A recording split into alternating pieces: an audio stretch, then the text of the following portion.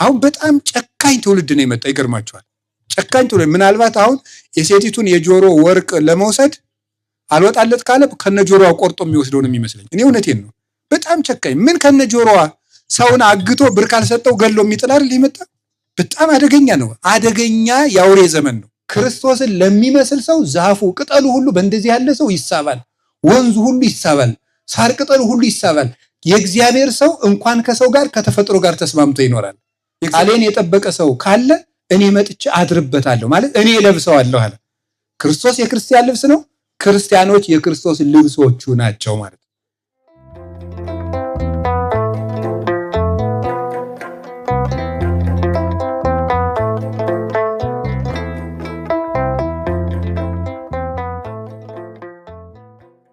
በአብ ወወልድ ወመንፈስ ቅዱስ አሃዱ አምላክ ምሕረቱን ቸርነቱን ይቅርታውን በሕይወታችን ላይ ያጸናልን የአባቶቻችን አምላክ ቅዱስ እግዚአብሔር በአንድነቱ በሶስትነቱ ስሙ የተመሰገነ ይሁን።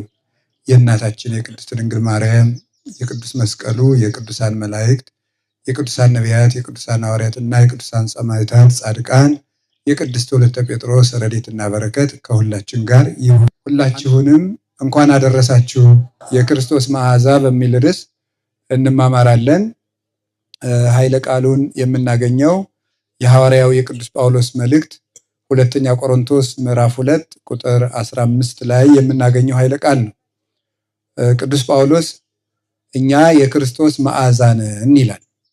እኛ የክርስቶስ መዓዛ ነን፣ መዓዛሁ ለክርስቶስ ነን። ለአንዳንዶቹ የሞት ሽታ ነን፣ ለአንዳንዶቹ ደግሞ የሕይወት ሽታ ነን ብሎ ይነገራል። እንግዲህ የክርስቶስ መዓዛው ምንድን ነው? መቼም ክርስቶስ ሽቱ አይረጭም። እንደኛ ሽቱ የሚረጭ ሆኖ የልብሱ ሽታ ማለት አይሆንም። መዓዛ ማለት የክርስቶስ ሽታ ማለት የክርስቶስ መታወቂያ ማለት ነው። ትርጉሙ እሱ ነው። ቅዱስ ጳውሎስ እኛ የክርስቶስ መዓዛ ነን ሲል ልብስ በመዓዛው የማን እንደሆነ እንደሚታወቅ እኛም የክርስቶስ መሆናችን መታወቂያ ነን። የክርስቶስ መታወቂያው እኛ ነን። ሰዎች በልብሱ የልብሱን ባለቤት እንደሚያውቁት በእኛ ሰዎች ክርስቶስን ያውቁታል ይላል ቅዱስ ጳውሎስ። ማለት በገላትያ መልእክቱ ምዕራፍ 2 ቁጥር 20 ላይ ሲናገርም አንሰ ኢሃሎኩ ወበሕይወተ ክርስቶስ አሎኩ፣ አሁን እኔ የኔ ፈቃድ ተጠቃሎ አልቋል። እኔ አሁን ሙቻለሁ፣ እየኖርኩ አይደለም፣ በእኔ የሚኖረው ክርስቶስ ነው ይላል። እንደዚህ ማለት ምን ማለት ነው? እኔ ሙቻለሁ፣ በእኔ የሚኖረው ክርስቶስ ነው ማለት ቅዱስ ጳውሎስ ሙቶ ነፍሱ ወጥቶ ታስሮ ተገንዞ አይደለም። ለእኔ መኖር አቁሜያለሁ፣ እኔነት ጠፍቶልኛል፣ ራስ ወዳድነት፣ ለስጋ ማደር፣ እንዲህ ያለው ነገር አልቆ ጠፍቶልኛል ማለቱ ነው ቅዱስ ጳውሎስ። እንዲህ ያሉ ሰዎች ናቸው የክርስቶስ መዓዛ ነን የሚሉ። ክርስቶስ ሁሉን አስተካክሎ ይወድ እንደነበረ ኃጥኡን፣ ጻድቁን፣ ቀራጩን፣ አይሁዳዊን፣ አረማዊን አንድ አድርጎ እንደሚወድ ሁሉ ቅዱስ ጳውሎስ ለሁሉ የሚተጋ ነበረ። ለአይሁዳዊ እንደ አይሁዳዊነቱ ይተጋል፣ ለአረማዊ እንደ አረማዊነቱ አብሮ ይተጋል። ያልተገዘረ መስሎ ጣዖት ለሚያመልከው ጣዖት የሚያመልክ መስሎ ለጣዖቱ አብሮ እየሰገደ ከጣዖት ያወጣቸው ነበረ። አይሁዳውያንን ለነሱ ደስ እንዲላቸው እነሱ የሚበሉትን እየበላ እነሱ የሚጠብቁትን ሕግ ግዝረት እየገዘረ እነሱ እንዳይከፋቸው በድካማቸው እየገባ ያመጣቸው ነበረ።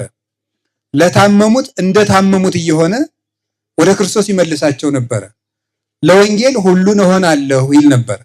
ጌታ ለኛ ሁሉን እንደሆነ ጌታ ከወንበዴዎች ጋር የኛን ስጋ ወነሳ አርአያ ገብር፣ የባሪያን መልክ ይዞ በተገዥ አርአያ መጣ ብሎ ይላል ቅዱስ ጳውሎስ ፊልጵስዩስ ምዕራፍ 2 ላይ ሲናገር። በተገዥ ባህሪ መጣ። እኛን ለምንድን ነው ሰዎች ወደ ልዑል በእግዚአብሔር ባህሪ መድረስ አይቻላቸውም?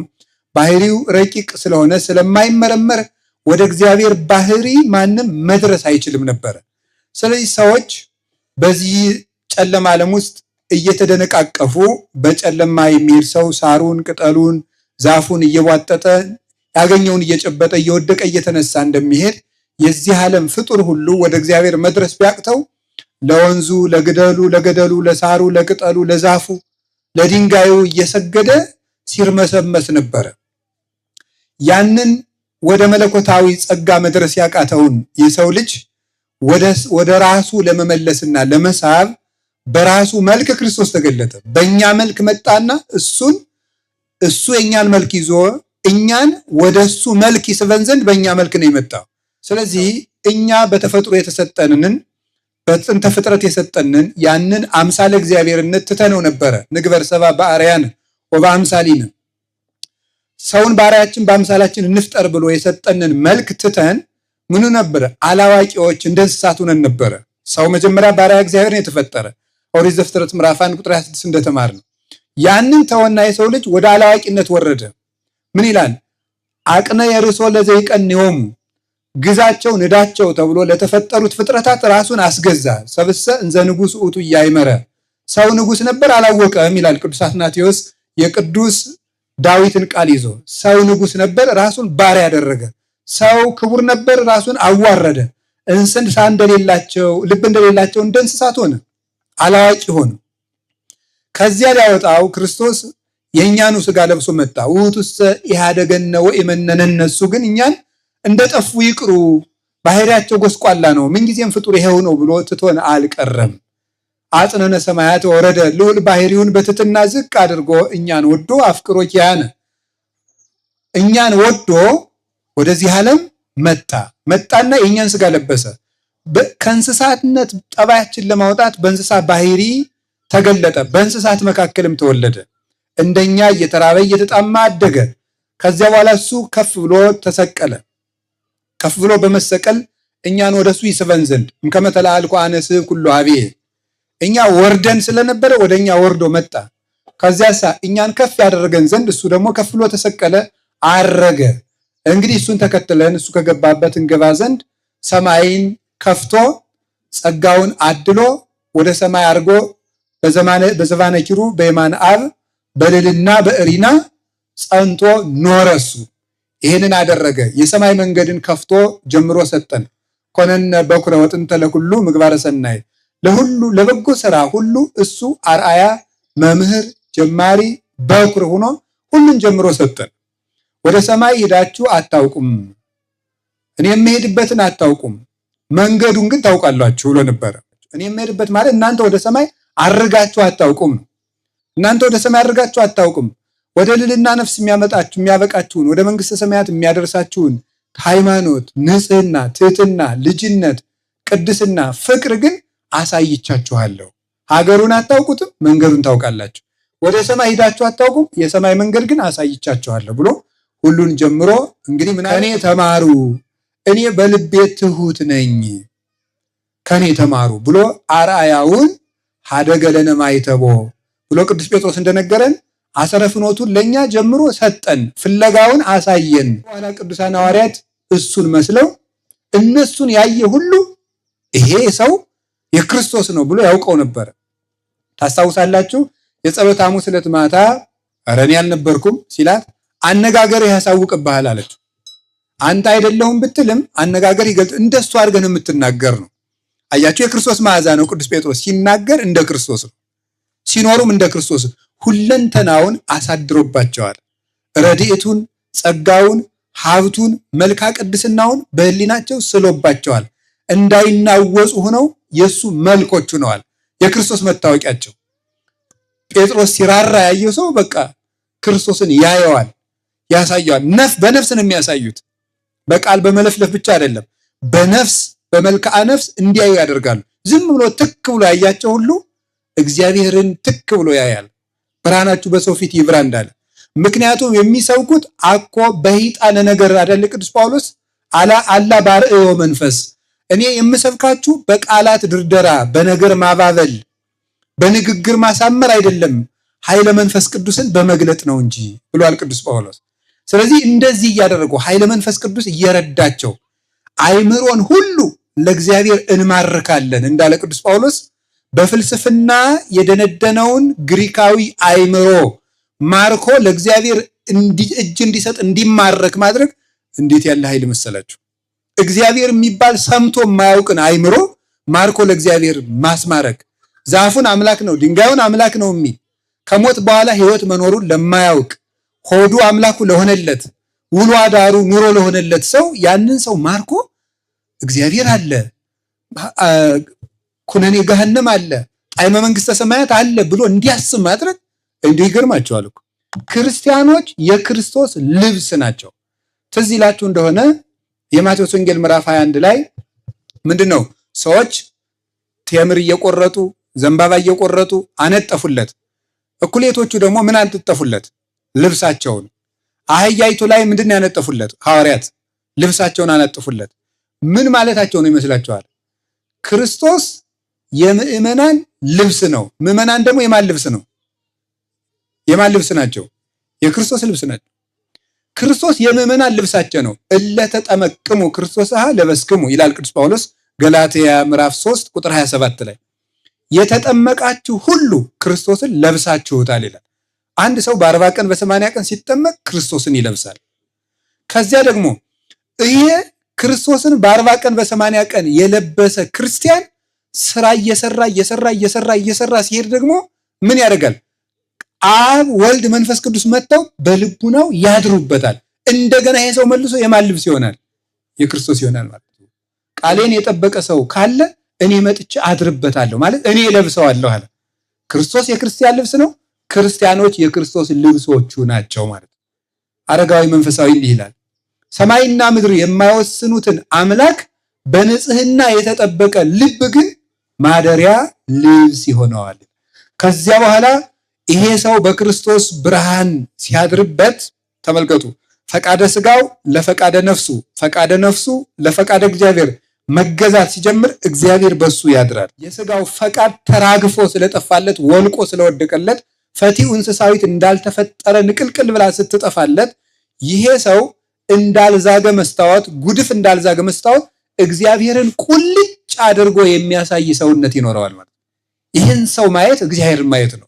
እንዲህ ያለን ሰው ማየት የእግዚአብሔር ብርሃን በዚህ ሰው መገለጥ ይጀምራል። በንግግሩ ይገለጻል፣ በእጁ ይገለጣል፣ በአኗኗሩ ይገለጣል፣ በምክሩ ይገለጣል፣ በትህትናው ይገለጣል፣ በፍቅሩ ይገለጣል፣ በስጋው ይገለጣል። መጨረሻ ላይ በጨርቁ ጭምር ይገለጣል። ልብሱ አጋንንትን የሚያቃጥል ድውይ የሚፈውስ ይችላል። ሞት የሚፈራው ይላል። ማን እንዳደረገው?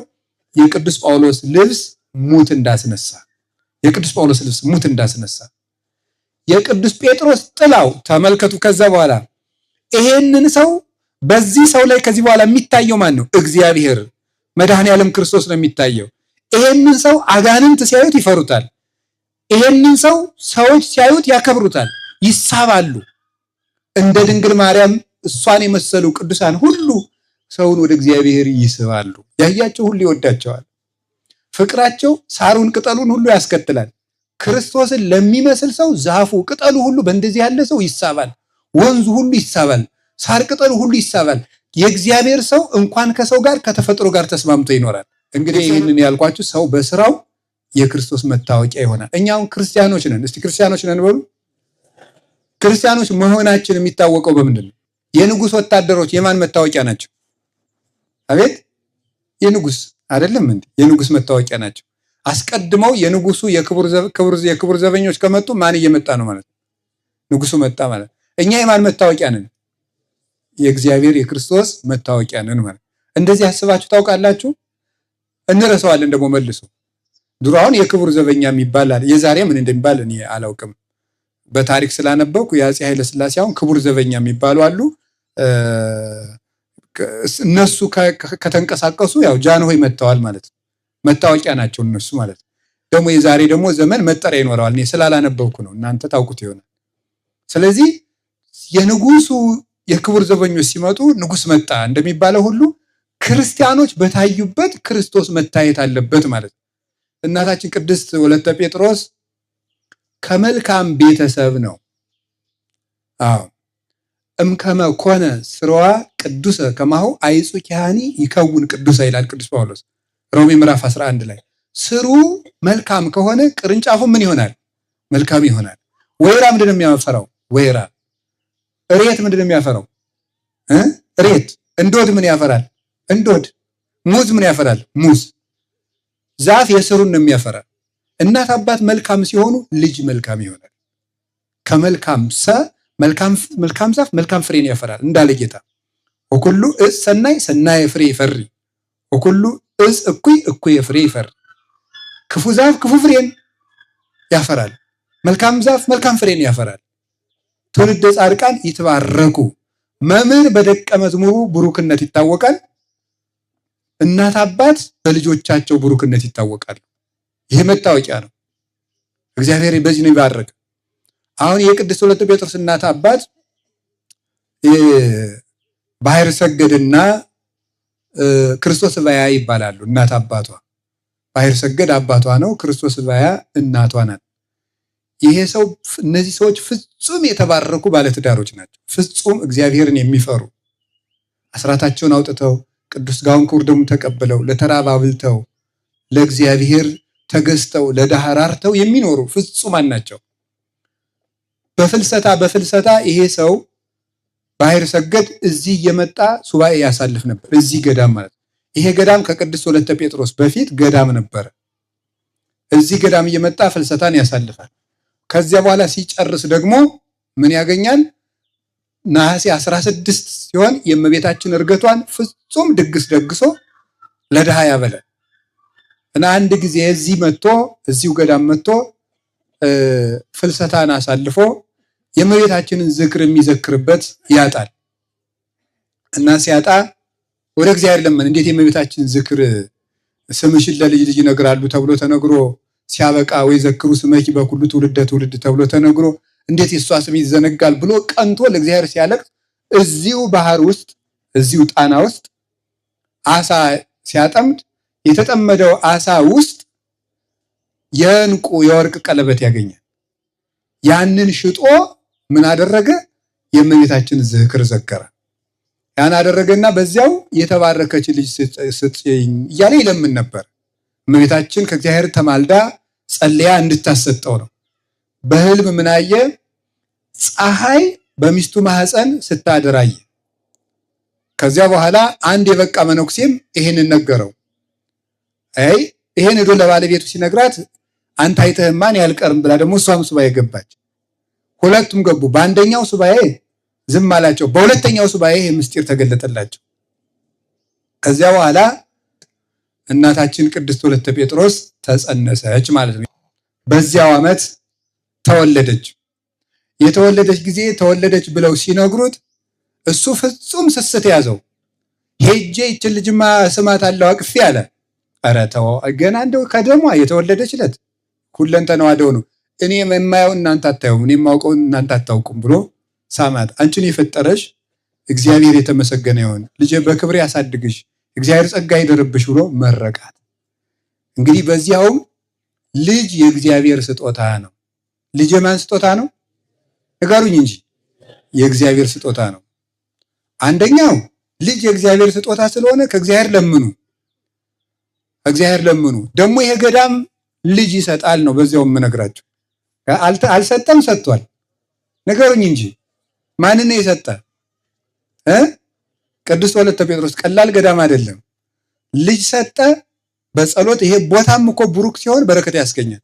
ከዚህ ገዳም ልጅ ተገኘች። ልጅቱ ደግሞ መልሳ የማን እናት ሆነች? የገዳሙ እናት ሆነች ማለት ነው። የወለዱት ይወልዳል ማለት ይሄ ነው። እሷ ራሷ ከገዳሙ በረከት የተገኘች ናት። መልሳ ደግሞ የገዳሙ እናት ናት። እሷ ተገኘች፣ አደገች። አባቷ እሷን ከዙፋን ላይ አስቀምጦ ሰይፉን ይዞ ነገስታትን ሰራዊቶቻቸው ሁለት እግራቸውን ገጠም አድርገው ቆመው እጅ እንደሚሰጧቸው ይሰጣት ነበረ። ለሕፃኒት እኮ ነው። ከገና በእግሯ ሳትሄድ አስቀምጦ ከዙፋን ላይ እንደ ወታደር ሰላም ይሰጣታል። ለምን? የኔ ልጅ ንግስት ናት ብሎ ማለት ነው። እንደዛ አድርጎ በፊቷ ንጉሱን ሰራዊቱ እንደሚያጫውቱት ያጫውታት ነበረ።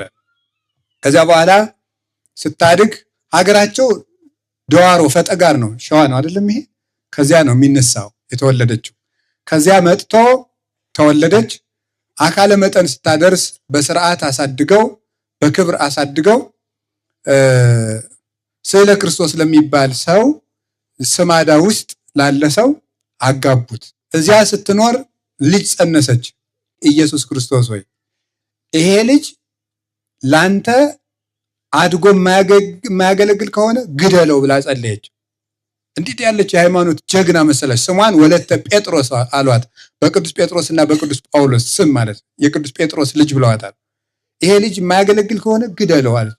ሞተ። ኋላም ቆይቶ ተበላሽቶ ሲኦል ከሚገባ ሳይበላሽ ይሙት ብላ ነው። እውነተኛ እናት ማለት ይሄ ነው ማለት ነው። ልጅ ዝም ብሎ ስጠኝ አይባልም። እውነቴን አሁን ልጅ ያልወለዳችሁ ካላችሁ ስጠኝ ብትሉት እግዚአብሔር ይሰጣችኋል። ግድ ስጠኝ ግን አትበሉ። የሚረባ ልጅ ካለ ስጠኝ፣ የማይረባ ከሆነ አትስጠኝ፣ ማህፀኔን ዝጋው ነው የሚባለው። እንዲያው እናታችን እግዚአብሔር አቡነ ተክለ ሃይማኖት እናትም እንዲያ ብላ ነው የጸለየች። አንተን የማያገለግል ልጅ ከሆነ ማህፀኔን ዝጋው። ቅድስት ወለተ ጴጥሮስ ደግሞ ቆይቶ የማያገለግል ልጅ ከሆነ ግደለው፣ ሞተ። ሁለተኛም ጸለየች፣ ተወለደው። ክርስትና እየተነሱ ነው ደግሞ የሚሞቱ። ክርስትና ታስነሳና ይሞታሉ፣ ክርስትና ታስነሳና ይሞታሉ። እንዲህ እያደረገች ኖረች። ከዚህ በኋላ እዚያ ባለትዳር ሆና በቆየችበት ጊዜ እንደ ክርስቶስ ለጋስ ነበረች። እንደ ክርስቶስ ለሁሉ እንደሚሰጥ ለጋስ። አንድ ነገር ልንገራችሁ የእግዚአብሔር ቤተሰቦች፣ የእግዚአብሔር የመጀመሪያ ስራው ምን ይመስላችኋል? መስጠት ነው። የእግዚአብሔር የመጀመሪያ ስራው ምንድን ነው? ንገሩኝ እንጂ። መስጠት። ሰማይና ምድርን ሰጠ ማለት ሰጠ። ከዚያ ለምድር ጽጌያትን ሰጠ። ለነዚህ ደግሞ ለጠፈር ደግሞ ምን አደረገ? ከዋክብትን ጌጥ አድርጎ ሰጠ። ለሰው ደግሞ ዘላለማዊ ሕይወትን ሰጠ። በመስጠት ነው እግዚአብሔር ስራውን የጀመረ። ሰማይና ምድር ራሳቸው ስጦታ ናቸው። የእግዚአብሔር የመጀመሪያ ስራው ስጦታ ነው። የሚሰጥ ሰው እግዚአብሔርን ይመስለዋል። ቅድስት ወለተ ጴጥሮስ በስጦታዋ እግዚአብሔርን የምትመስል ለጋስ ነበረች። በሙሉ ካህናት ማህሌት በቆሙ ቁጥር ደግሳ የምታበላ ነበረች እና ሰራተኛዋ፣ በድሮ አነጋገር ገረድ የሚባለው ሰራተኛዋ ይህን ቄስ ማብላት ሰለቸኝ አለች። አንዳንድ ሰው የሌለ ምን አባቱን እዚህ ጠምጥሞ እየመጣ ይበላል የሚል ሰው አይጠፋም ማለት ነው። እኔ ለፍቼ ሰርቼ ቄስ ነጫጩን ለብሶ መጥቶ ይበላል ትላላችሁ? እናንተ እንኳን አትሉ። እና ምን አደረገች መሰላችሁ? ቅድስት ወለተ ቢያውን የካህናትን ሆድም ይገመግማል። ነውር ነው በእውነት። በተለይ ምዕመናን ሰታችሁ አትገምግሙ። ቄስ ቢበላም እንደው ዘወር ብላችሁ አትዩት። እመቤቴን አቅርባችሁ ዘወር ነው ማለት ነው። አይን እያያችሁ። አንዳንዶቻችሁማ ፎቶ ደግሞ እንዴ ነውር አይደለም እንዴ? ነውር እንዴ? እኔ አሁን የፎቶ ብታነሱ አልበላም። ምን ጨነቀኝ? እኔ ፎቶ የምነሳ አባ ጸሎተኛ ናቸው ቢሉኝ እንደ ስጸልይ ቢያነሱኝ ደስ ይለኛል። ባልሆንም ቢሆን ማለት ነው። እኔ እየበላው ታነሱኛላችሁ። እየበላው አጎራረሴን እስቲ አባ ሲጎርስ እንድባል ነው የምትፈልጉት እንዴ? አቤት አጎራረስ እንዴት አድርጎ ዋጣው እንድባል ነው ፎቶ የምታነሱኝ? ለካህናት አቅርቦ ዞር ነው የሚባለው እንጂ ዝም ብሎ ካህናትን ቁጭ ብሎ አይነን እያዩ ዝም ብሎ አቤት ይሄ ዋጮ ቄስ እያላችሁ ባታበሉ ይሻላል ማለት ነው። እንደገና ደግሞ መገምገም እንዴ! እውነቴን ነው። ጥረው ግረው እኮ ነው። እስቲ ቁማችሁ አድራችሁ ቁማችሁ ዋሉ። እስቲ እውነቴን ነው። ይሆንላችኋል? እየጮሁ ማደር። እናንተ ስንት ሰዓት ነው እንደው ሰዓታት ስትሄዱ ጽጌ ሄዳችሁ ስታድሩ ዝም ብላችሁ ቁማችሁ እስቲ ደሩ። እንደነሱ ቁማችሁ ዝም ብላችሁ እስቲ አንጉት ትችላላችሁ? እናንተ እኮ እያረፋችሁ ሐወረ በኋላ ለለለለ እያላችሁ ነው እኮ እናንተ አረፍ እያላችሁ እየቆያችሁ ማለት ነው። እነሱ እኮ እረፍት የላቸውም። እና ቅድስት ወለተ ጴጥሮስ ምን አደረገች መሰላችሁ? ሰራተኛዋ ካህናትን ስትሰለችባቸው ወስዳ ሌሊት ሰዓታቱንና ማህሌቱን አሳየቻት። አየሽ እነዚህ እንደዚህ ሲሉ ነው የሚያድሩ አለቻት። ይቅር በለኝ መድኃኔዓለም ብላ ተመለሰች ሰራተኛቱ። እንደዚህ ብለው የሚለፉትን ነው እንዲህ አድርጌ በሉ ጠጡ ብዬ የምመረራቸው፣ ከዚህ በኋላ በደስታ አገለግላለሁ አለች። በደስታ እያገለገለች እየዘከረች እያበላች እያጠጣች ቆል መጨረሻ ላይ ልቧ በፍቅረ ክርስቶስ ተነደፈ። እኔ እንደው ጌታዬ ብትፈቅድልኝስ በምንኩስና መኖር እወድ ነበር ብላ ለመነች። እንዲህ ስትለምን ማን ይወስደኛል እያለች ስትለምን 3 መነኮሳት በዚህ ያለፉ። እዚያ በኋላ ይዘዋት መጡ። ወደ ዘጌ ገዳም ይዘዋት መጡ። ወደ ዘጌ ገዳም መጣ። ራሷን ላጭተው የቆብ ልብስ አለበሷት። አልብሰዋት ሲያበቃ ስለ ክርስቶስ ባሏ መነኮሳት ይዘዋት ሄደዋል። ዘጌ ነው ያለች ሲባል መጥቶ የአካባቢውን ሰው በሙሉ በዚህ በባህር ዳር ዙሪያ ያለውን በሙሉ ፈጀው በዱላ ሚስቱን አምጡ እያለ። እንዲያ ሲፈጅ ምን ይደረጋል? እባክሽን ሰው ሁሉ በአንቺ ምክንያት አይለቅ፣ አንቺ ተመልሰሽ ሂጂ ብለው ማለዷት መነኮሳቱ። እንዴት ብዬ ነው እንግዲህ ከዚህ በኋላ ወደ ክርስቶስ ከወጡ በኋላ ከሱ ጋር የምኖር ሲባል አይኔ አላስቀይማትም ብቻ አብራኝ ትኖር እንጂ አልደርስባትም አለ። ምሏል እኮ አለ። አይኔ ሰውየውን አላምነው ውሸታም ነው አለ። ግድ የለሽም ተብላ ክርስቶስም እኮ ለሰው ቤዛ ሆኖ ነው የሞተ፣ በአንቺ ምክንያት ሰው ይለቅ ሲሏት ምን አደርጋለሁ ብላ ሄደች። ከዚያ በኋላ ሂዶ እሱም ሃይማኖቱን ካደና ካቶሊክ ሆነ። እንግዲህ የኢትዮጵያ ኦርቶዶክስ ተዋሕዶ ቤተክርስቲያን ከደረሰባት ፈተናዎች አንዱ ጎንደር ዘመነ መንግስት የደረሰባት ፈተና ነው። አንዱ ፈተና ነው። ያም ያደረሰባት ጎንደር ንጉስ የነበረው አጼ ሱስንዮስ ወደ ካቶሊክ እምነት ራሱን ስለቀየረ ነው፣ ለወጠ። በዚያ ብዙ ፈተና ተፈትናለች። የቅድስት ወለተ ጴጥሮስ ባሏም ካቶሊክ ሆነ።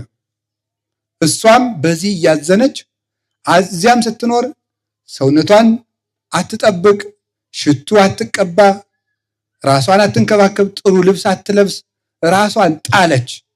ከዚህ በኋላ አይ እንግዲህ እንዲህ ከሆነ እኔ ምን አደርጋለሁ እንግዲህ ብሎ ሂጅ በቃ አላት። እንዲህ ከሆነ ራስሽን ከጣልሽ ማለት እኔ ምን ትሆኛለሽ ብሎ ሰደዳት። ወዲያው በእግሯ ስትጓዝ ሌሊቱም ሙሉ ከስማዳ ተነስታ ሮቢት ባታ ባህር ዳር ወጣ ብላ ያለችውን ታውቋታላችሁ። እዚያች ደርሳ ተሳልማ አደረች። ያን ጊዜም ያች ቤተክርስቲያን ታላቅ ቤተክርስቲያን ነበረች። ሮቢት ባታ እዚያ አደረችና አንዲት ብቻዋን የምትኖር ሰው ነበረች። እዚያ ተጠግታ ሱባ ያዘች። ከዚያ በኋላ አንዲት ደግሞ ፍቅርተ ክርስቶስ የምትባል ሌላ ሴት መታ እንደሷ በንጽህና የምትኖር ነበረች። አንድ አባት ሄዶ ነይ አብራችሁ ኑሩ ብሎ አመጣላት። እዚያ ስትጋደል ኖረች። እንዲህ እያለች በተጋድሎ ሳለች ንጉሱ አጼ ሱስንዮስ ሃይማኖቱን ወደ ካቶሊክነት እንደለወጠ ሰማች። ያን ጊዜ ቅድስት ወለተ ጴጥሮስ ከአባቶቿ የተማረችውን ሃይማኖት እየዞረች ለኢትዮጵያ ምዕመናን ማስተማር ጀመረች። ሃይማኖታችን ተዋህዶ ነው፣ እሱ ያለው ንጉሱ ያለው ውሸቱን ነው። እንዲያውም ሃይማኖቱን ከለወጠ ድሮ የንጉሱ ስም በቅዳሴ ጊዜ እየተጠራ ይጸለይለት ነበር። የንጉሱን ስም በቅዳሴ ጊዜ እንዳትጠሩ፣ ጳጳሱን ከገደለ አቡነ ስምዖን በዛ ጊዜ የነበረውን ሊቀ ጳጳስ ከገደለ ተዋህዶ ነው ብሎ ሃይማኖቱን ከለወጠ እሱ በኦርቶዶክሳዊት ቤተክርስቲያን ስሙ ሊጠራ አይገባም እያለች ማስተማር ጀመረች። ቅድስት ወለተ ጴጥሮስ እንደው እንደ ተራ መነኩሴ ብቻ አይደለችም። አንድ ክፍለ ዘመን ላይ ቤተክርስቲያንን ያሻገረች ቅድስት እናት ናት። የሃይማኖት ድልድይ ነበረች። የዛን ጊዜ ህዝቡን እየጠበቀች ከነ ቅድስት ፍቅርተ ክርስቶስ ጋር ጻድቁ አቡነ ሐራ ድንግልም በዚያው ጊዜ ነው የነበሩ። እነዚህ ቅድስት ቤተክርስቲያንን ያሻገሩ ቅዱሳን ናቸው። እናታችን ቅድስት ወለተ ጴጥሮስ እንዲያ እያለች ታስተምር፣ ንጉሱ ሰማ። ከዛ በኋላ ቅድስት ወለተ ጴጥሮስ ተገዳ ሄደች ከንጉሱ ፊት። ክርስቶስ ከጲላጦስ ፊት እውነትን ይዞ እንደቆመ እሷም ደግሞ እውነትን ይዛ ከንጉሱ ፊት ቀጥ ብላ ጎንደር ተጠርታ ሄደችና ንጉሱን ተሳድባለች የሚል ነው ክሱ። ፖለቲካ እኮ ከባድ ነገር። አሁን እሷ ንጉሱን ተሳድባለች አልተሳደበችም። እዛ ንጉሱን ተሳድባለች ተብሎ ተለውጦ የፖለቲካ ክስ ሆኖ ቀረበ። እሷ ምን አለች? አይ ንጉሱን ተሳድበሻል ተባለች። ንጉሱን አልሰደብኩም፣ ሃይማኖቴ ግን ኦርቶዶክስ ነው አለች። ይሄ ምን ማለት ነው? መልሶ ስድብ ነው ለንጉሱ እኮ ዞሮ ማለት። ንጉሱን አልሰደብኩም፣ ሃይማኖቴ ግን ኦርቶዶክስ ነው አለች። ከዚያ በኋላ ሊገላት ተናደደ። ንጉሱ ሊገላት ሲናደድ እሷ መሞት ፈልጋ ነው ሄደችው። ጌታ ምን ብሎ ነበረ? በሰው ፊት ያፈረብኝን በአባቴ ፊት አፍርበታለሁ ብሎ ነበረ። ስለዚህ ለሃይማኖቴ ሞታለሁ ብላ ክርስቶስ በዕለተ ዓርብ ከጲላጦስ ፊት የዋለውን ውሎ ልትውል የክርስቶስ መዓዛ ሆና ሄደች እሱ ፊት። ሊገላት ሲል እግዚአብሔር ግን በሰማዕትነት እንድትሞት አልፈለገም ቅድስት ወለተ ጴጥሮስን። በምንድነው? በምንኩስና ብዙ የምትወልዳቸው መነኮሳት ስላሉ ሕይወቷ ምንኩስና እንጂ ሰማዕትነት ስላልነበረ ምን አደረገ? መካሪዎች በሉ እስከሚገላት ድረስ እንዴት አድርጌ እንደምገላት ምከሩኝ ሲል መካሪዎች ምን ይሎታል? አይ የለም ይቺ ሴትዮ ሸዋ ብዙ ወገን አላት፣ ከብዙ ባላባት የተወለደች ናት። እሷን ብትገድል አጠቃላይ የሸዋ ግዛትን አጣ ማለት ነው። ህዝቡ በሙሉ ይነሳብሃል። እኔ ይቺም ዝም ብላ ምንም አትረባም፣ ዝም ብለህ ስደዳት አሉት። እንደዚህ ያደረገ ማን ነው? ንገሩኝ እንጂ እግዚአብሔር ነው። በጠላቶቿ ምክር በጎ ምክር ተመክሮላት ወጣች። ከዛ በኋላ ተመልሳ መምህራኑን አይዟችሁ፣ የፈራውን መምህር አይዞህ አትፍራ፣ ሃይማኖት ተዋህዶ ነው፣ መሞት ካለብህ ሙት። የንጉሱን ስም ደግሞ መልሳ ወጣ በቅዳሴ እንዳጠሩ ሃይማኖታችን ተዋህዶ ነው እያለች እየዞረች ሃይማኖትን አስተምራ ህዝቡን የጠበቀች ወለተ ጴጥሮስ የተባለች ዝም ብሎ እንዳይመስላችሁ ትርጉም አለው። ቅዱስ ጴጥሮስ የበጎች ምንድን ነበረ? ምንድን ነው? እረኛ። ጌታችን ኢየሱስ ክርስቶስ ለቅዱስ ወለተ ጴጥሮስ የሰጣት ቃል ኪዳን የጥበቃ ቃል ኪዳን ነው።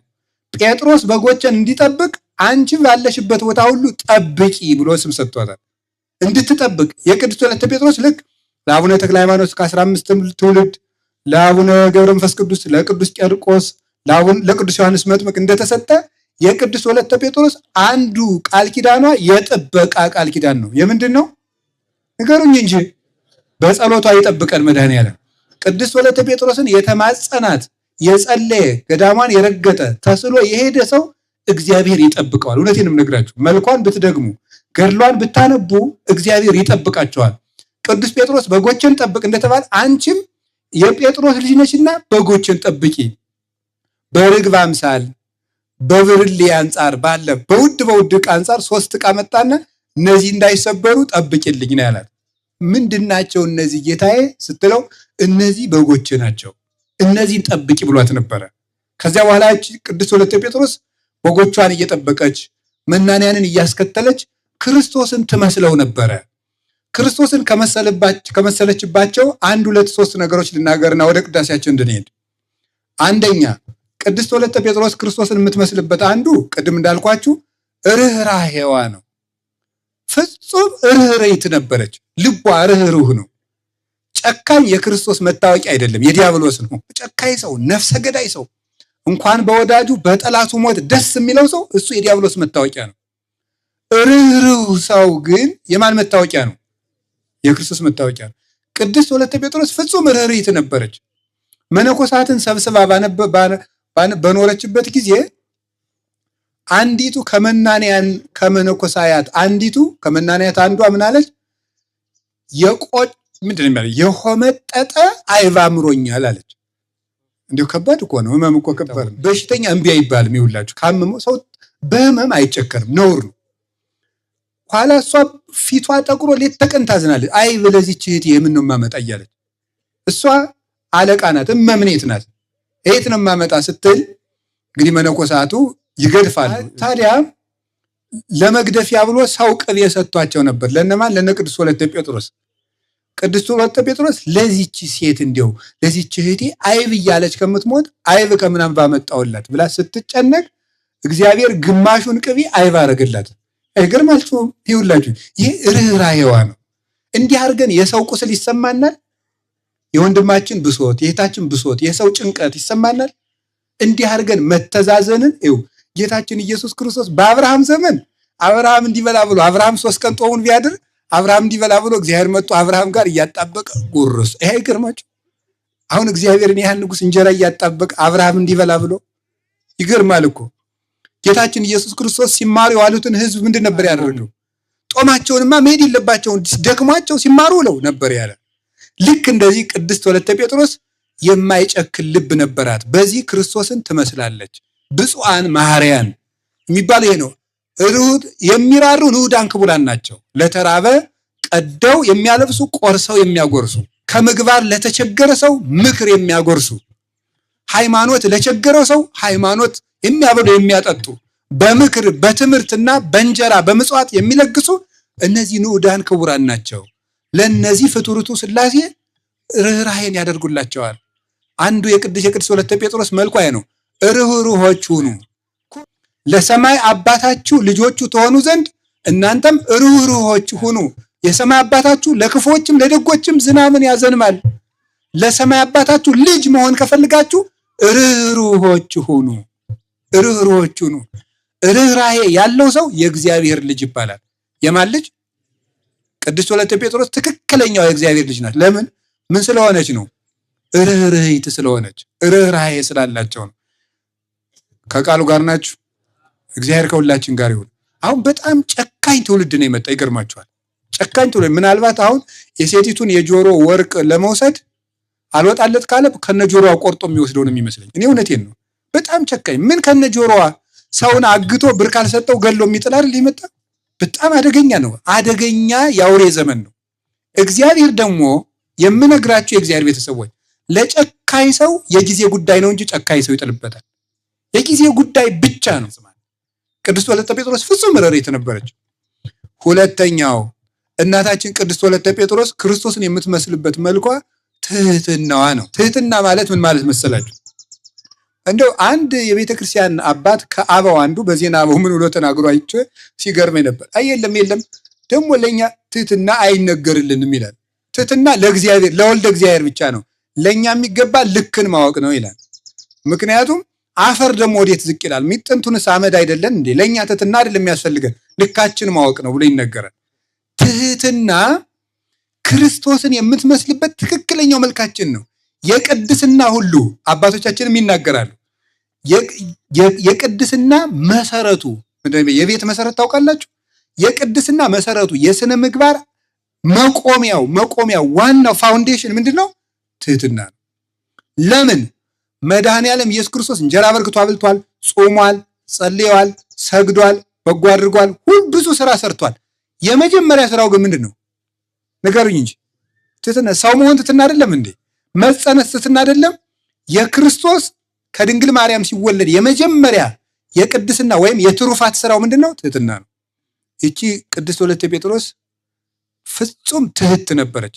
ድንግል ማርያም የእመቤታችን መልኳ የማንን መልክ ይመስላል? ምን የአምላክን ዓይንና ጥርስ መስሏል። የእመቤታችን መልኳ የአምላክን መልስ የሚመስላል እኮ ማለት አንዱ ምንድን ነው? አንዱ መልኳ ምንድን ነው? ትህትናዋ ነው። ጸጋን የተመላሽ ሲባል ኧረ እንዴት ያለ ሰላምታ ነው! እኔ አይገባኝም። ትህት ናት። እና ቅዱስ ያሬድ ለዚህ ነው ጠባብ ወትህትም ይላል። ልባምነት ከትህትና ጋር። ሰው ልባም ሲሆን ምን ይሆናል? ትዕቢተኛ ይሆናል፣ አዋቂ ነኝ ይላል። ድንግል ማርያም ግን ልባም ናት፣ ደግሞ ትህት ናት። ትህትናን የተመላሽ ነው። ቅድስት ወለተ ጴጥሮስ ትህትናዋ ምንድን ነው ስትሉኝ፣ የገዳም እመምኔት ናት። እመምኔት ማለት ሴት ምንድን ነው? ምንየት ማለት ጫካ ገዳም ማለት ነው። ማለት እናት ማለት ነው። እመምኔት ማለት ምን ማለት ነው? የገዳሙ እናት ማለት ዋናዋ እናት ማለት ነው። እመምኔት ማለት እና ቅድስት ወለተ ጴጥሮስ እመምኔት ነበረች። አበምኔት አብ ማለት ምን ማለት ነው? አባት። ምኔት ገዳም። አበምኔት የገዳሙ አባት ማለት ነው። እና እመምኔት ሆና ሳለ የአርዲቱን እግሯቸውን ታጥባቸው ነበረ። አይገርማችሁም? እንግዲህ እመምኔቲቱን የሚያበሏት አርዲት ናቸው። አሁን የገዳሙን አበምኔት ቁመው አርዲት ያብሉት፣ ውሃ ጠጭ ይባላል። በገዳም ገዳሙን መጋቢነት የሚመደቡ ሁለት አርዲት ናቸው። ለገዳሙ አበምኔት አሁን ለእያንዳንዱ መናኝ አንዳንድ እንጀራ ከተሰጠው ለገዳሙ አበምኔት 7 ሊሰጠው ይችላል። 7 እንዲበላ ተፈቅዶ ሳይሆን ለእንግድነት ለምክር የሚመጡ ሰዎች ስለሚኖሩ ለነሱ ጭምር ተብሎ ነው። እንግዳ ምክር ፈልገው ከከተማ የሚመጡ እንግዶች ስለሚኖሩ ለሱ 7ም 8ም እንጀራ ይሰራለታል። ጠላ ባይሰራለት ጭልቃ ይሰራለታል። የማር ብርዝ ይሰራለታል። ትልልቅ እንግዳ ስለሚመጣበት እና ቁመው ነው የሚመግቡት። ቁመው በመጋረጃ አድርገው አርዲቱ ቁመው ነው የሚመግቡት። ደግሞ ቅድስት ወለተ ጴጥሮስ ገልብጣ ምንድን ነው የምታደርገው? እሷ ቁማ ሴቶችን መናንያን አብልታ ስትጨርስ ነው እሷ የምትበላው። ይሄ የክርስቶስ መልክ ነው። የክርስቶስ መልክ በሉ። አሁን በቃ ተመልከቱ። ቀነታቁ ይሁ ከመሄጽብ እግር አርዳይሁ። ይሄ የደቀ መዛሙርቱን እግር ያጥብ ዘንድ ወገቡን ታጠቀ ነው። ወደ ማይ ውስጥ ንፍቲራ ማይ ውሃውን ቀርቶ በንፍቲራ አድርጎ አቀረበ። ደንገጹ ሐራ ልዑላን ሶበሪ ወለሳት ግሩም እንዘይት ለአክል አርዳይሁ። በሰማይ ያሉ ትጉሃን መላእክት ለደቀ መዛሙርቱ ወገቡን ታጥቆ ሲያገለግል እግሩን ሲታጠብ ሲያዩት ደነገጡ ይላል። አቤት ትሕትና! አቤት ትሕትና! አቤት ትሕትና!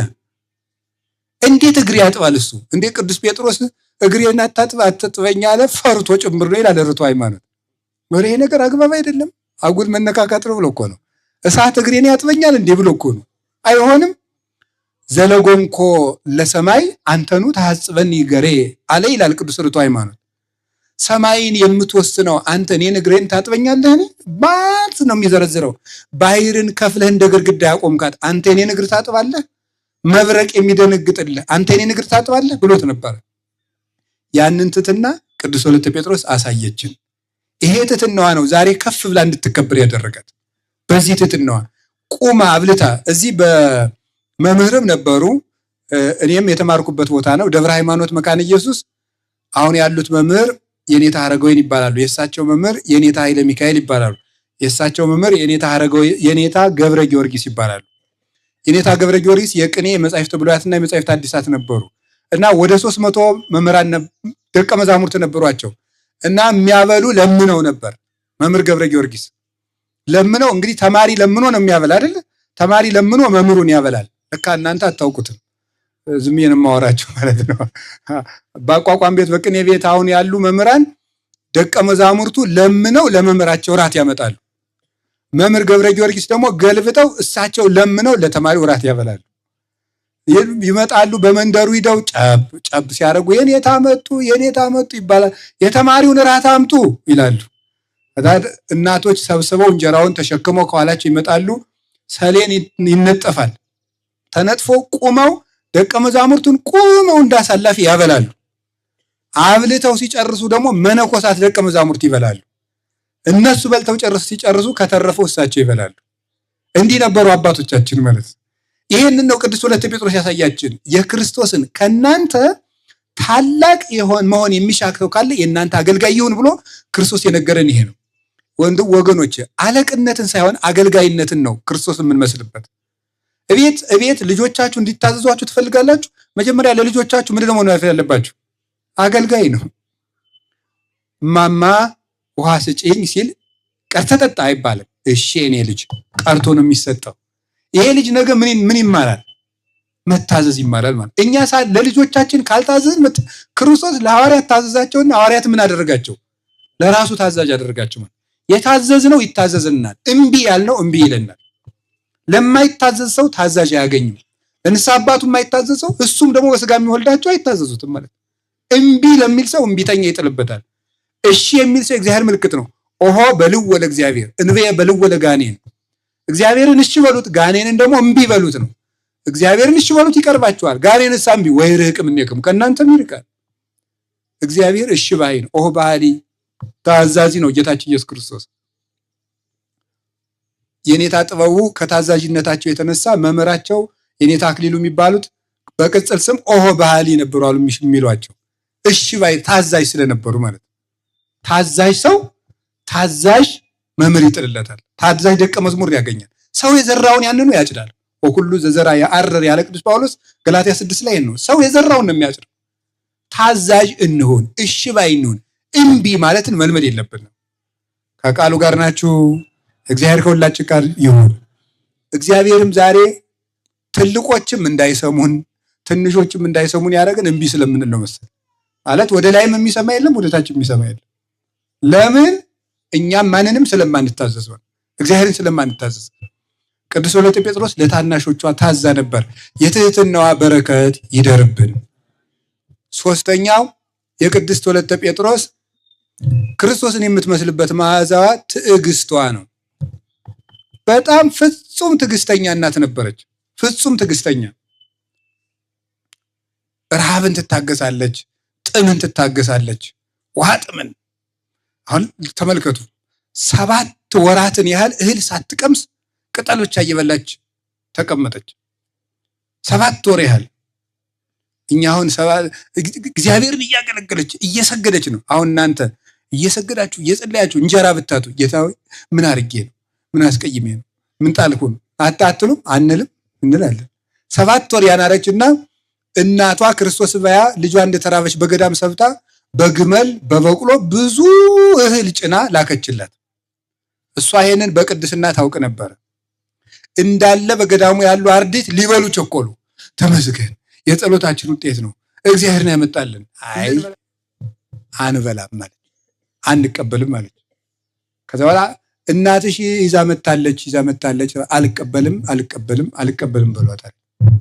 ከዛ መጨረሻ ላይ ወደ እግዚአብሔር ስትጸልይ የለም አንቺ ትዕግስተኛ ብትሆኝም ይሄንን መቋቋም የማይችሉ ልጆች ስላሉሽ ለነሱ እኔ ነኝ ያመጣሁት ብሎ ነገራት እግዚአብሔር። በሉ አምጡት እንግዲህ አለች። ቅድም አልቀበልም አለች፣ አሁን እቀበላለሁ አለች። ለምንድን ነው አሏት። ቅድም ሰይጣን ለፈተና ያመጣው መስሎኝ ነው፣ አብልቶ አጠጥቶ ሊያጠፋን ነው ብዬ፣ አሁን ደግሞ እግዚአብሔር ከኔ ነው ስላለኝ ነው ብላ ተቀብላ ያንንም ለድሃ መጸወተችው። ትዕግስቷ ረሃብን በመቻሏ ነው። ሌላ ትዕግስት ግን አላት። ዋልድባ ሄዳ ያደረገችው ትዕግስት በጣም የሚያስደንቅ ነው። ዋልድባ ሄዳ ዋልድባ ውስጥ ከሚኖሩ መናንያን ከሴቶች እናቶች መካከል አመል የሌላቸው አንድ አሮጊትም እማሆይ ነበሩ። በጣም ክፉ ናቸው። ይገርማቸዋል። እግራቸውን ሲያጥቧቸው ውሃውን መድፋት የሚያጥባቸው መናኝ ላይ ማለት ነው። ቂጣ ሲጋግሩላቸው በሚጋገርበት እሳት ጆሮውን ያን ሰውዬ፣ እንጀራ ሲያቀርቡላቸው ግጥም አድርገው በልተው በመሶብ ጥፊ ሰውየውን አይጣለው ጎበዝ። አሁን እንደዚህ ያለ እስቲ አሁን ሴቶቹ እንዲህ ያለ ባል ቢገጥማችሁ ትፋታላችሁ? አትፋቱ? እውነቴን እኮ ነው የምነግራችሁ። ምርጥ ወጥ ሰርታችሁ ዶሮ ወጥ ሰርታችሁ በጦሙ ይቅርታ ግጥም አድርጎ በልቶ ድስቱን አጥንቶ አናትሽን ቢልሽ አሁን ትሄዳላችሁ? ትቀመጣላችሁ? እውነቴን እኮ ነው ትቀመጣላችሁ?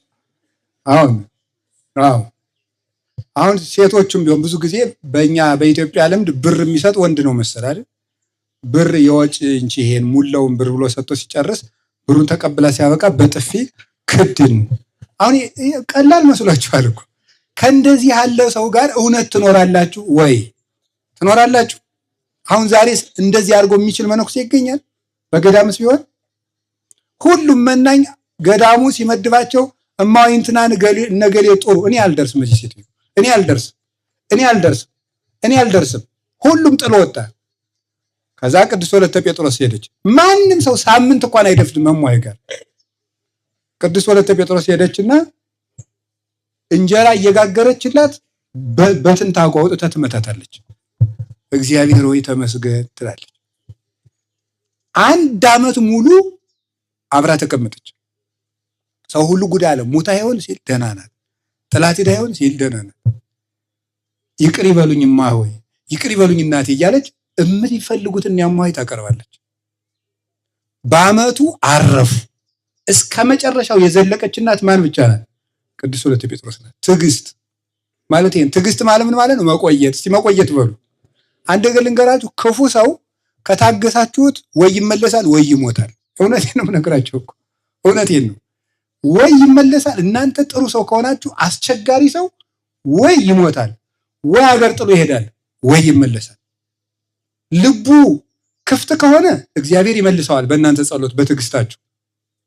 ልቡ ግን አውሬ ከሆነ ግን በዚያ ትዕግስት ካልተጠቀመ እግዚአብሔር በዚያ ትዕግስት ወይ ሀገር ጥሎ እንዴት ያደርገዋል ወይ ይወስደዋል። እማሆይ አረፉ። ልንገራችሁ፣ ብዙ ጊዜ የዛሬ ወር ልንለያይ ዛሬ እንጣላለን። እኛ ሳምንት ልንሞት ዛሬ እንጣላለን። ለ1 ዓመት ይውላችሁ። ቅድስት ወለተ ጴጥሮስ ግን እድሜ ልኬን እኖራለሁ ብላ ነበር የገባች እና እናቶች ተሰብስበው እንዲያው አንቺ እንዴት አድርገሽ ቻልሻት? እንዲያው ምንስ ነው ያስቻለሽ? ምክንያትሽስ ምንድነው? ከእማሆይ ጋር በሳት እየተተኮስ የተቀመጥሽበት ምክንያት ብለው ሲጠይቋት ምን አለች መሰላችሁ? ማርን ወዶ ንብን ጠልቶ አይሆንም። ማርን ወዶ ምንን ጠልቶ አይሆንም? ይቺ ሰው ጠባይዋ ንብ ነው፣ ከሷ ግን የበረከት ማር አለ። በረከትን የፈለገ ሰው የንብን ማር የፈለገ መናደፏን እንደሚታገስ፣ የትዕግስትን በረከት የፈለገ ሰው የሰውየውን ወይም የሴትዮቱን አመል መቻል አለበት ብላ ይህንን መከረቻቸው። እሷም የትዕግስቷን ዋጋ አገኘች። ከዚህ በኋላ ብዙ አገልግላ መስከረም 23 ቀን እዚህ መጣች። በጸና ታማ ነበረ። ከዛ በኋላ ጌታችን መድኃኒታችን ኢየሱስ ክርስቶስ ቃል ኪዳን ሰጣት። ቃል ኪዳኗ ምን የሚል ነው? በአራቱ ማዕዘን ስምሽን የጠራ ሁሉ ንስሐ ሳይገባ አይሞትም። በአራቱ ማዕዘን ሁሉ። ይሄ ትልቅ ጸጋ ነው። ያን ንስሐ እንዳይገለን መድኃኔዓለም ሳናፈራ እንዳይቆርጠን ማለት ነው። ይሄ የቅድስት ወለተ ጴጥሮስ አምላክ በረድኤቱ የመዳን ምክንያት ይሰጠን። እሱ ያድነናል። የመዳን ምክንያት ግን እሱ ያደረገልን በአራቱ ማዕዘን ሁሉ። እንደገናሳ ወደ መንግስተ ሰማያት የማይገባ መነኩሴ ወደ ገዳምሽ አይገባም። ገዳምሽ ደግሞ ከገባ ወደ ገዳምሽ ከገባ ደግሞ ይሄ መልሼ ወደ ከተማ ሄዳለሁ ቢል አንቺ ይሄ ሰውዬ ወይም ይቺ እማሆይ ወይም ይሄ አባ ከተማ ሂዶ ከሚያበላሽ ግደለው ካልሽኝ ሳይበላሽ እገልልሻለሁ ብሎ ቃል ኪዳን እንደው መድኃኒዓለም እኛንም ሳንበላሽ ግደለን። አዎ ሲጀመር አሁን ያልተበላሸን ሆነን ነው ሳንበላሽ የምንለው። እውነት ለመናገር ተመልከቱ፣ ይሄ አንዱ ቃል ኪዳኗ ነው። አንድ መነኩሴ በአንቺ ገዳም ውስጥ እምዲድን ሆኖ እንዲመጣ አደርገዋለሁ። አንድ ሁለተኛ ደግሞ መፈጸም ቢያቅተው አንቺ ከለመንሽ በአንቺ ቃል ኪዳን ከታመነ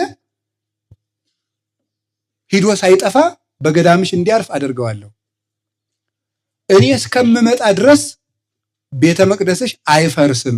አሁን ፈርሶ መስሎኝ እንዳትሉ፣ አሁንማ እየተሰራ እኮ ነው። ይሄ መሰራት እኮ መፍረስ አይደለም።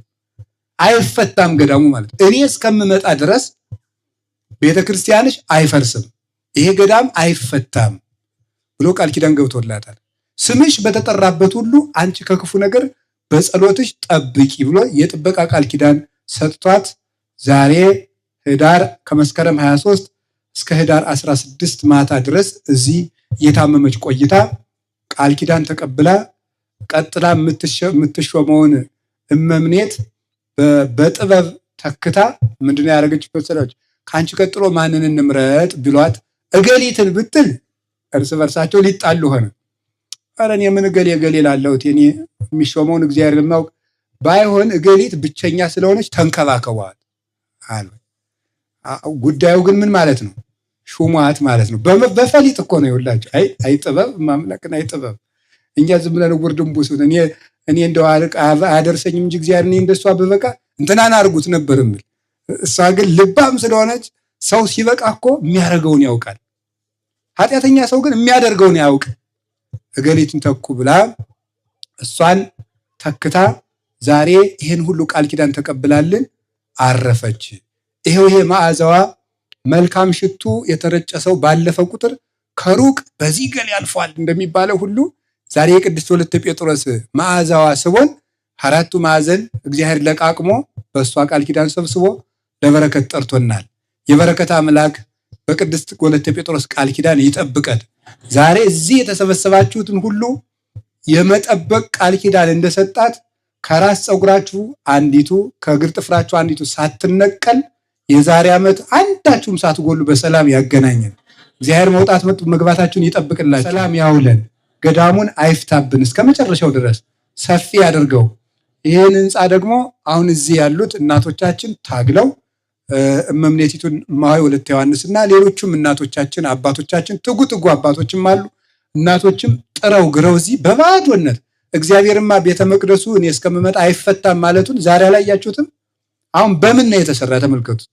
በዚህ አስቸጋሪ ወቅት በጭቃ በሲሚንቶ አይደለም፣ ኖራ እየተወቀጠ ነው የተሰራ። እንግዲህ በኖራ እየተሰራ ጽዱ ከርቀት ሀገር እየተጓዘ ይህ መሰራቱ እግዚአብሔር እውነትም ለቅድስት ወለተ ጴጥሮስ የገባላ ቃል ኪዳን በቦታው መኖሩን እናያለን። ስለዚህ ፍራት የሚላችሁም ልጅ መውለድ የፈለጋችሁም ያለ ንስሐ አትግደለኝ የምትሉት ቅድስት ወለተ ጴጥሮስን ተማጸኗት። የቅድስት ወለተ ጴጥሮስ በረከት ረድኤት አይለየን። ያስተማረን አምላክ ክብር ምስጋና ይግባው። ስለ ቅድስት ወለተ ጴጥሮስ ብሎ ለሀገር ሰላም ይላክልን። ወስብሐት ለእግዚአብሔር። ይቆየን።